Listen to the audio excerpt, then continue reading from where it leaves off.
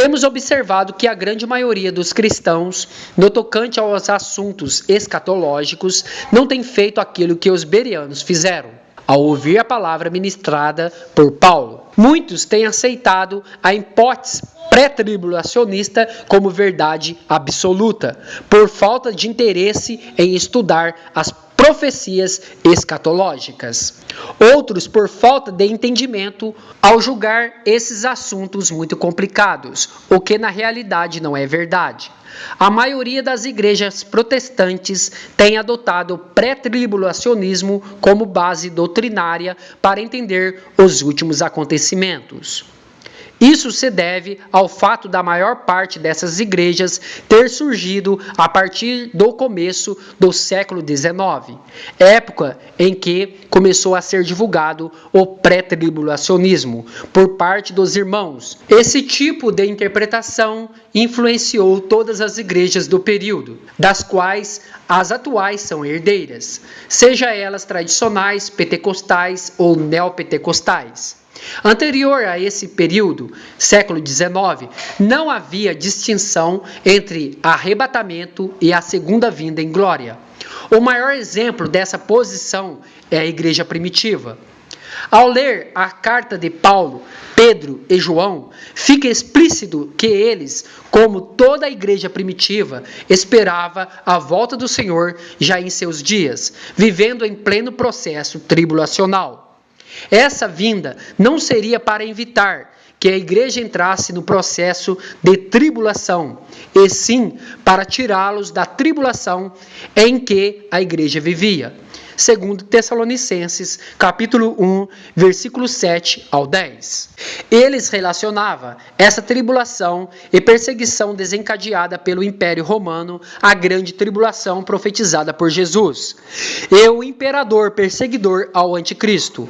A igreja primitiva não esperava um arrebatamento anterior à tribulação, até pelo fato de viverem em constante perseguição e tribulação. Eles esperavam a vinda poderosa de Cristo para arrebatá-los, derrotar o anticristo, para eles o imperador romano, e instaurar o reino milenar. Diante disso, podemos assegurar que a igreja primitiva não era pré-tribulacionista.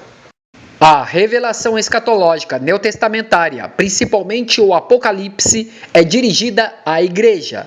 É claro que o povo judeu terá uma participação decisiva nos últimos acontecimentos.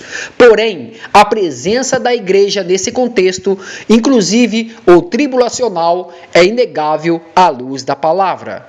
Por exemplo, em Mateus capítulo 24, versículo 22, Jesus disse que se os dias da grande tribulação não fossem abreviados, ninguém se salvaria. E isso cremos. Isso aplica à preservação física de membros da igreja no fim dos tempos, para permitir a existência de sobreviventes e o cumprimento da promessa de transformação dos que estiverem vivos.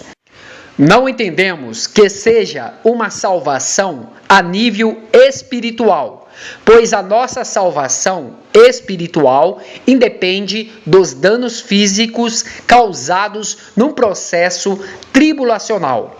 Os dias serão abreviados por causa dos escolhidos.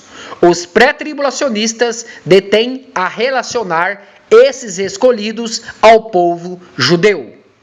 No entanto, 8 versículos depois, Jesus continua a narrativa dizendo que os escolhidos serão ajuntados desde os 4 ventos de uma e outra extremidade dos céus. Mateus, capítulo 24, versículo 30 ao 31. Essa é uma descrição do arrebatamento, que de acordo com o próprio mestre, acontecerá ao mesmo tempo de sua segunda vinda em glória.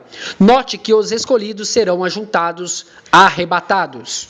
Portanto, quando Jesus menciona no versículo 22 a palavra escolhidos, não está referindo-se a Israel como nação, e sim a igreja, pois esses mesmos escolhidos são arrebatados no versículo 31, sendo o arrebatamento uma promessa específica para a igreja e não para Israel. Em Daniel e também em Apocalipse, fica claro que o anticristo fará guerra contra os santos e matará a muitos, principalmente após a instauração a nível mundial da marca da besta, sistema de controle político-financeiro. Outra vez, não devemos confundir esse ataque aos santos com o povo de Israel, pois Israel só será atacado frontalmente pelo anticristo no final da tribulação, quando reunir os exércitos da terra contra a terra santa no Armagedon. Inclusive, a Bíblia afirma em Apocalipse capítulo 20, versículo 4 e 6, que os cristãos martirizados, assassinados pelo anticristo,